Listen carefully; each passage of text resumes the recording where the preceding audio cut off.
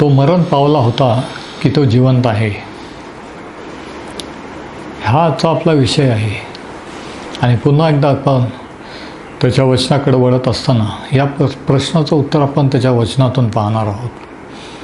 आणि या संदेश मालिकेचं नाव आहे, जो येशू तुम्हाला माहीत नसेल. आणि आजच्या संदेशाचं शीर्षक आहे, तो मरण पावला होता की तो जिवंत आहे. वधस्तंभ हे एका कठोर शिक्षेचं एक माध्यम होतं प्राचीन काळामध्ये, परंतु आज ते ख्रिस्ती विश्वासाचं एक चिन्ह आहे की ज्याच्यावर प्रभू येशू ख्रिस्ताने मरणावर विजय मिळाला. तो मरण पावला आणि पुन्हा उठला.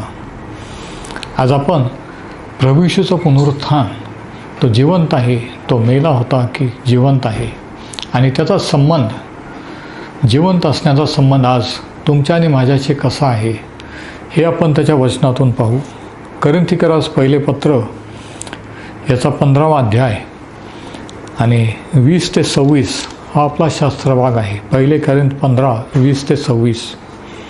आणि पौल या ठिकाणी कोरिन्थीकरांना असं लिहितो, तरी पण ख्रिस्त महानिद्रा घेतलेल्यातले प्रथम फळ असा मेलेल्यातून उठविला गेला आहेच. मनुष्याच्या द्वारे मरण आले, म्हणून मनुष्याच्या द्वारे मेलेल्यांचे पुनरुत्थानही आहे. जसे आदामामध्ये मरतात तसे ख्रिस्तामध्ये सर्व जिवंत केले जातील, पण प्रत्येक आपापल्या क्रमाप्रमाणे. प्रथम फळ ख्रिस्त, मग ख्रिस्ताच्या आगमनकाळी जे त्याचे होणार ते लोक. नंतर शेवट होईल तेव्हा सर्व अधिपत्य, सर्व अधिकार व सामर्थ्य ही नाहीशी केल्यावर देव पित्याला तो राज्य सोपवून देईल, कारण आपल्या पायाखाली सर्व शत्रू ठेवीपर्यंत त्याला राज्य केले पाहिजे. शेवटला शत्रू जो मृत्यू, तो नाहीसा केला जाईल. आता बघा, सुवार्तेबद्दल लिहिताना पौल असं सांगतो की प्रभू येशूचं मरण आणि पुनरुत्थान, मेलेल्यातून तिसऱ्या दिवशी पुन्हा उठणं, हा ख्रिस्ती विश्वासाचा एक महत्त्वाचा पाया आहे, एक महत्त्वाचा मुद्दा आहे. सुवार्तेचा एक महत्त्वाचा भाग आहे की मृतांचं आणि ख्रिस्ताचं पुनरुत्थान. आणि म्हणून वचन 14 ते 19 तो काय लिहितो बघा, आणि ख्रिस्त उठविला गेला नाही तर आमची घोषणा व्यर्थ व तुमचा विश्वासही व्यर्थ, आणि आम्ही देवाविषयी खोटे साक्ष असे ठरलो, कारण देवाविषयी आम्ही अशी साक्ष दिली की त्याने ख्रिस्ताला उठविले. पण मेलेले उठविले जात नाहीत, तर त्याने त्याला उठविले नाही. मेलेले उठविले जात नाही तर ख्रिस्तही उठविला गेला नाही. ख्रिस्त उठविला गेला नाही तर तुमचा विश्वास निष्फळ, तुम्ही अजून आपल्या पापात आहात. आणि ख्रिस्तामध्ये ज्यांनी महान निद्रा घेतली आहे, म्हणजे ख्रिस्तावर विश्वास ठेवून जे मरण पावले आहेत, त्यांचा नाश झाला. ह्या आयुष्यात आपण ख्रिस्तावर आशा ठेवणारे असे केवळ आहोत, तर मग आपण सर्व मनुष्यापेक्षा लाचार आहोत. म्हणजे पौल म्हणतो की ख्रिस्त जर उठविला गेला नाही, तो जर जिवंत नाही, तर आपला विश्वास व्यर्थ आहे, निष्फळ आहे. जे त्याच्यावर विश्वास ठेवून मरण पावले त्यांना कोणतीही आशा नाही, त्यांचा नाश झालेला आहे. आणि म्हणून पुनरुत्थानाबद्दलच्या काही गोष्टी ह्याच्यातून आपण पाहू. वचन 20व्या वचनात तो म्हणतो की ख्रिस्त हे प्रथम फळ असं आहे.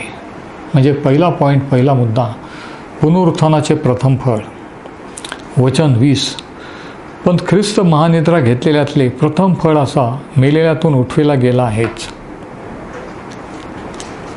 म्हणजे पौल म्हणतो की ख्रिस्ताचं पुनरुत्थान हे फक्त त्याच्यासाठी, त्याच्यापुरतंच नव्हे, तर आपल्यासाठी सुद्धा आहे.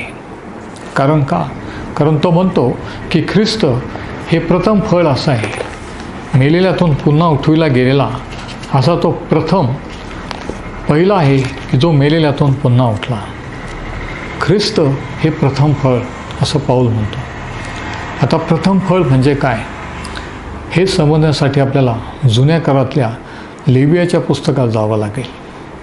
नियमशास्त्रामध्ये इस्रायल लोकांना परमेश्वराने आज्ञा केलेली होती आणि त्याच्यात काही सण त्यांना पाळायला सांगितलेले होते.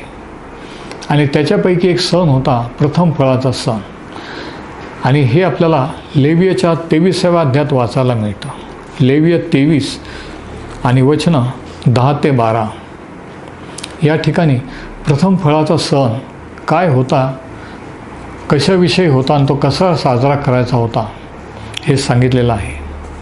इस्रायल लोकांस सांग, जो देश मी तुम्हास देत आहे त्यात तुम्ही जाऊन पोहोचाल व त्यातले पीक कापाल, तेव्हा आपल्या पिकाच्या पहिल्या उपजाची पेंडी याजकाकडे आणावी.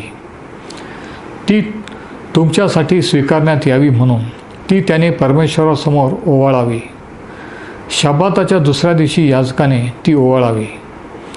पेंडीची ओवाळणी कराल त्या दिवशी 1 वर्षाचा एका निर्दोष मेंढ्याचा परमेश्वराप्रित्यर्थ होम करावा.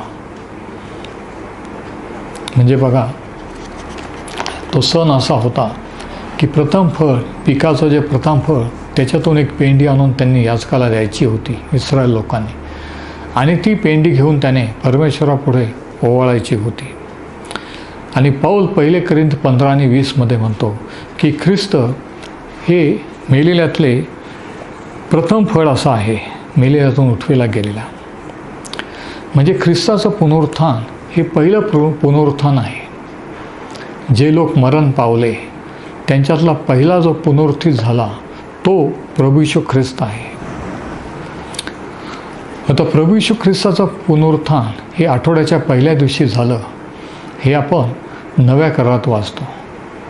म्हणजे पुनरुत्थान हा आठवड्याचा पहिला दिवस, आणि आठवड्याच्या पहिल्या दिवशीच पहिल्या शतकातली मंडळी आणि ते लोक, शिष्य हे एकत्रित देवाची भक्ती करण्यासाठी एकत्रित येत होते. परंतु पहिला दिवस म्हणजे रविवार, आठवड्याचा पहिला दिवस रोमन कॅलेंडरनुसार. परंतु हा पहिला दिवस हा शाबात नाही, रविवार हा शाबात नाही. लेवियाचं पुस्तकाचा 23वा अध्याय आणि 11 वचन बघा. तो सण कधी पाळायचा होता आणि ती पेंडी कधी ओवाळायची होती. ती तुम्हा प्रित्यर्थ स्वीकारण्यात यावी म्हणून ती त्याने परमेश्वरासमोर ओवाळावी. शब्बाताच्या दुसऱ्या दिवशी याजकाने ती ओवाळावी. बघा, इथं असं सांगितलेलं आहे की शब्बाताच्या दुसऱ्या दिवशी. रविवार जर आठवड्याचा पहिला दिवस, तर आठवड्याचा शेवटला दिवस शनिवार, म्हणजे शब्बात हा शनिवार होता. आणि ती पेंडी याजकाने शब्बाताच्या दुसऱ्या दिवशी म्हणजे रविवारच्या दिवशी ओवाळायची होती.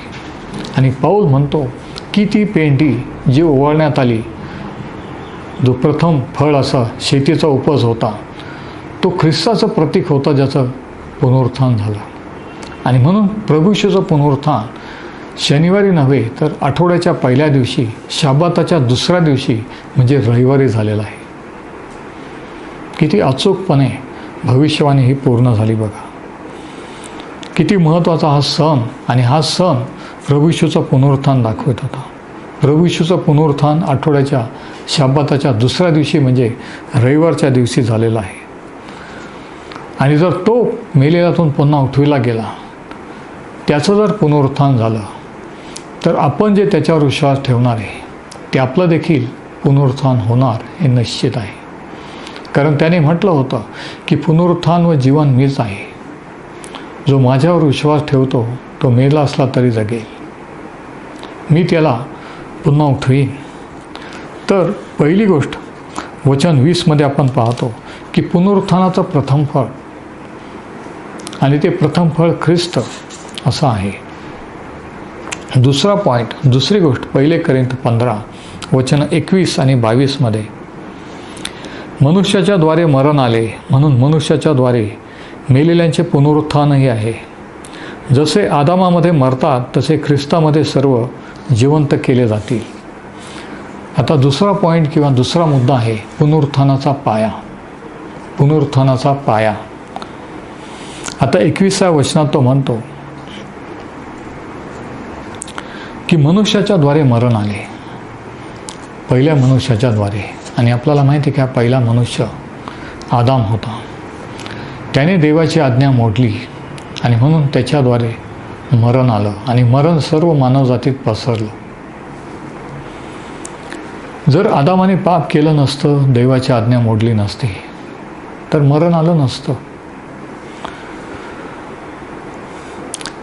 आणि मग पुढे तो म्हणतो वचन 21मध्ये, पण मनुष्याच्या द्वारे मेलेल्यांचे पुनरुत्थानही आहे. म्हणजे 2 मनुष्याबद्दल तो बोलतो. एक मनुष्य आदाम, जो पहिला मनुष्य, आणि दुसरा मनुष्य प्रभू येशू ख्रिस्त, जो शेवटला आदाम. तो म्हणतो त्याच्याद्वारे पुनरुत्थानही आले. वचन 21. म्हणजे या ठिकाणी 2 मनुष्य आहेत, आदाम आणि प्रभू येशू ख्रिस्त, आणि दोन प्रकारच्या वंशावली किंवा जाती त्यांच्यातून निर्माण झाल्या. आदामाच्या द्वारे नैसर्गिक जी उत्पत्ती निर्माण झाली ती सर्व पापी झाली. परंतु प्रभू येशूच्या द्वारे जो दुसरा वंश निर्माण होतो, जो निर्माण झाला, तो आध्यात्मिक आहे. तो म्हणतो की जसे आदामामध्ये सर्व मरतात, तसे ख्रिस्तामध्ये सर्व जिवंत केले जाते. आता सर्व हा शब्द महत्त्वाचा आहे. प्रत्येक जण हा आदामापासून आलेला आहे, म्हणून प्रत्येक जना मरण हे ठरलेलं आहे. प्रत्येक जण हा पापी आहे, जन्मतः, विचाराने, कृतीने. पण तो म्हणतो की प्रत्येक जण, सर्वजण जे ख्रिस्तावर विश्वास ठेवतील ते जिवंत केले जातील. प्रत्येकजण आदामामध्ये तर आहेत, पण प्रत्येकजण ख्रिस्तामध्ये किंवा ख्रिस्ताच्या ठायी नाहीत. आणि म्हणून मी तुम्हाला विचारतो की तुम्ही आज आदामाच्या ठायी आहात की ख्रिस्ताच्या ठायी आहात? ज्यावेळेस आपण प्रभू येशूवर तारणारा म्हणून विश्वास ठेवतो, त्यावेळेस आपला दुसरा जन्म होतो. आपण ख्रिस्ताच्या ठायी किंवा ख्रिस्तामध्ये येतो. आदामामध्ये सर्वजण मरतात. मरण म्हणजे केवळ शारीरिक नव्हे, तर आत्मिक देखील आहे, की देवापासून कायमचं दूर जाणे किंवा वेगळं होणे. आणि पौल म्हणतो की आदामामध्ये सर्व मरतात, शारीरिकरित्या आणि आध्यात्मिकरित्या देवापासून दूर केले जातात. परंतु ख्रिस्ताच्या ठायी जे आहेत ते एकदाच मरतात शारीरिकरित्या, परंतु आध्यात्मिकरित्या ते जिवंत राहतात. आणि जर ख्रिस्ताचं येणं आपल्या मरणापूर्वी झालं तर ते शारीरिक मरण देखील आपल्याला येणार नाही, असं शास्त्र सांगतं. कारण आपण क्षणात बदलले जाऊ, अंतराळात वर घेतले जाऊ, असं शास्त्र सांगतं. आता 23वं वचन बघा, 1 कोरिंथ 15 आणि 23. पण प्रत्येकजण आपल्या क्रमाप्रमाणे, म्हणजे पुनरुत्थानाचा एक क्रम आहे. पुनरुत्थान हे क्रमाक्रमाने होत असतं, हे शास्त्र शिकवतं. आणि शास्त्रामध्ये 3 प्रकारचे पुनरुत्थान सांगितलेले आहे. पहिलं पुनरुत्थान जे आपण पाहिलं ते ख्रिस्ताचं. ख्रिस्त हा प्रथम फळ. आणि नंतर जे त्याच्यावर विश्वास ठेवणारे, ज्यावेळेस तो येईल ते क्षणात बदलले जातील, जे जिवंत आहेत ते. आणि जे मरण पावलेत विश्वास ठेवून ते अंतराळात वर घेतले जातील आणि सदा सर्व काळ त्याच्याबरोबर राहतील.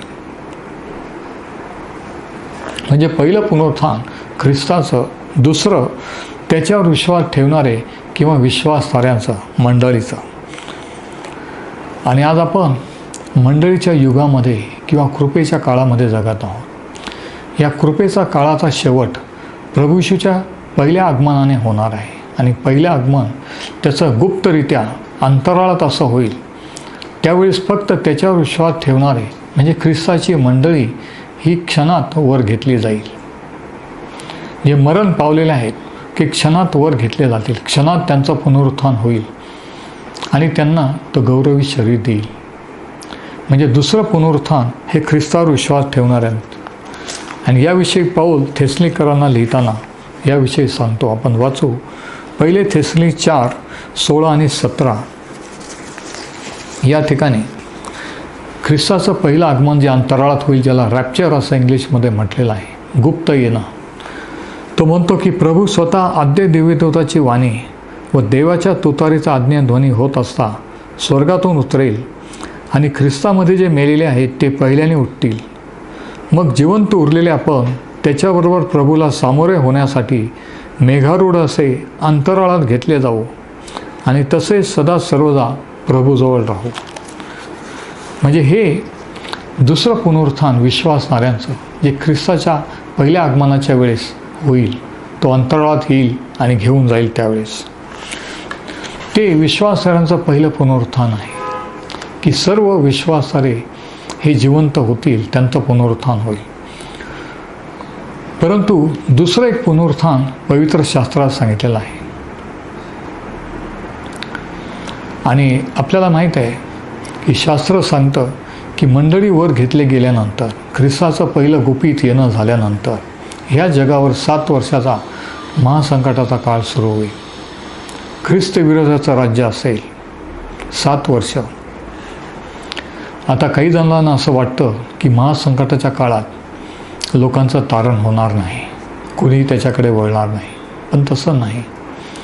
शास्त्र शिकवतं की 1,44,000 यहुदी सुवार्तिक त्यावेळेस जगभर प्रभू येशूची सुवार्ता गाजवतील आणि अनेक जण प्रभू येशूवर विश्वास ठेवतील, अनेकांचं तारण होईल. 2 संदेष्टे देखील परमेश्वर त्यावेळेस साक्ष म्हणून महासंकटाच्या काळात पाठवेल. आणि मग हा 7 वर्षाचा महासंकटाचा काळ संपल्यानंतर त्याच्या शेवटी, महासंकटाच्या काळाच्या शेवटी हे दुसरं पुनरुत्थान हे सांगितलेलं आहे. आणि याविषयी दानिएलाचं पुस्तक याचा 12वा अध्याय आणि याच्या 2ऱ्या वचनात ह्या पुनरुत्थानाबद्दल आपण वाचतो. दानिएल 12 आणि 2. भूमीतील मातीत निजलेल्यांचा मरण पावलेल्यांचा, भूमीतील मातीत निजलेल्यांचा मोठा समुदाय उठेल. कित्येक सर्व काळचे जीवन मिळविण्यास आणि कित्येक अप्रतिष्ठा व सर्व काळचा धिक्कार मिळविण्यास उठतील. म्हणजे हे जे पुनरुत्थान आहे हे सर्वांसाठी असेल. देवावर विश्वास ठेवणारे, न ठेवणारे, देवाकडे वळलेले, न वळलेले, प्रभूश्वर विश्वास ज्यांनी ठेवला ते आणि दुसरे. आणि म्हणून आज जर तुम्ही त्याच्यावर विश्वास ठेवलेला असेल तर ह्या प्रसंगाला तुम्हाला तोंड द्यावं लागणार नाही. कारण आपण ख्रिस्त येऊन तो आपल्याला त्याच्याबरोबर घेऊन जाईल. आपण अंतराळात वर घेतले जाऊ. पण जे विश्वास ठेवणार नाहीत त्यांचं हे पुनरुत्थान आहे.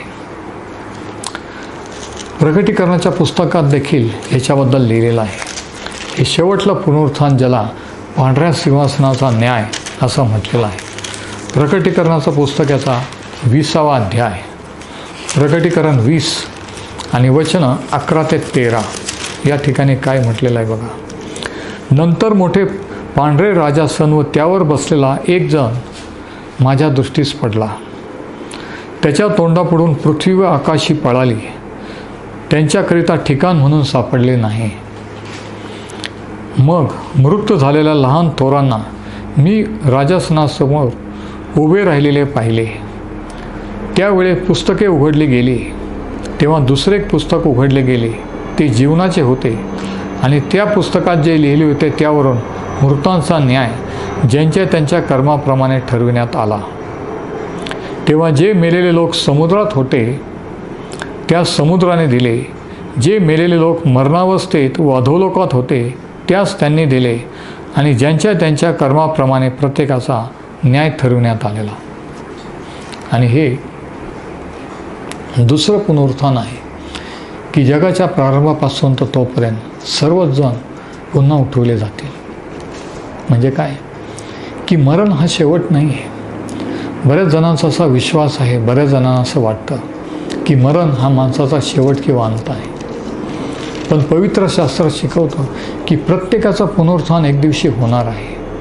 जर विश्वास ठेवला तर ख्रिस्ताबरोबर तो येण्याच्या वेळेस आपलं पुनरुत्थान होईल आणि आपण त्याच्याबरोबर जाऊ, तो आपल्याला घेऊन जाईल. पण जर त्याच्यावर विश्वास ठेवला नाही तर शेवटच्या न्यायाच्या दिवशी सर्वांचं पुनरुत्थान होईल आणि देवाच्या न्यायाला सामोरं जावं लागेल. आणि तिसरी गोष्ट 1 कोरिंथ 15 या ठिकाणी सांगितलेली तिसरी गोष्ट ही, तिसरा पॉईंट की पुनरुत्थानाचा अंतिम परिणाम. आता याचा परिणाम किंवा रिझल्ट हा काय होणार आहे? पुनरुत्थानाचा अंतिम परिणाम हा 15व्या अध्यायाच्या वचनं 24 ते 26 मध्ये सांगितलेलं आहे. 1 कोरिंथ 15 आणि वचनं 24 ते 26. तो म्हणतो, नंतर शेवट होईल तेव्हा सर्व अधिपत्य, सर्व अधिकार व सामर्थ्य ही नाहीशी केल्यावर देव पित्याला तो राज्य सोपवून देईल. म्हणजे प्रभू येशू त्यावेळेस सर्व राज्य, सत्ता, अधिकार ही देव पित्याला सोपवून देईल. ही पहिली गोष्ट. दुसरी गोष्ट, नंतर वचन 26, वचन 25, कारण आपल्या पायाखाली सर्व शत्रू ठेवीपर्यंत त्याला राज्य केले पाहिजे. शेवटला शत्रू जो मृत्यू, तो नाहीसा केला जाईल. म्हणजे दोन गोष्टी त्यावेळेस घडतील. ह्या शेवटच्या पुनरुत्थानानंतर प्रभू येशू सर्व सत्ता, अधिकार हे देव पित्याच्या हाती सोपवून देईल आणि मनुष्याचा शत्रू मरण किंवा मृत्यू हा नाहीसा होईल. प्रभू येशू मरण कायमचं नाहीसं करेल. पुन्हा कधी या भूतलावर कोणालाही मरण हे येणार नाही. आणि अशा रीतीने हे दुसरं पुनरुत्थान होईल. मग प्रश्न असा आहे की प्रभू येशू मरण पावला होता की तो आजही जिवंत आहे? आणि याचं उत्तर आहे दोन्ही. तो मरण पावलाही होता, पुन्हा उठला आणि तो आजही जिवंत आहे. आणि तो जिवंत आहे म्हणून त्याच्यावर विश्वास ठेवणारे आपण एक दिवशी जिवंत राहू. आपल्याला जरी मरण आलं तरी पुनरुत्थान होईल. आणि मरणापूर्वी जर त्याचं येणं झालं तर अंतराळात वर घेतले जाऊ आणि सदा सुराकाळ त्याच्याबरोबर राहू. ही धन्य आशा आपल्याला प्रत्येक विश्वासाला तुम्हाला आणि मला आहे. पण आज जर तुम्ही त्याच्यावर विश्वास ठेवलेला नसेल, प्रभू येशू जर आज तुमचा तारणारा नसेल, तर आज त्याच्यावर विश्वास ठेवा. तारणारा म्हणून त्याचा स्वीकार करा. म्हणजे दुसऱ्या मरणाचा अनुभव, देवाचा न्याय, पांढऱ्या सिंहासनाचा न्याय, याला तुम्हाला सामोरे जावं लागणार नाही. कारण जे ख्रिस्त येशूमध्ये आहेत त्यांच्यावर दंडाज्ञा नाही. परमेश्वर हे वचन आशीर्वादित करो.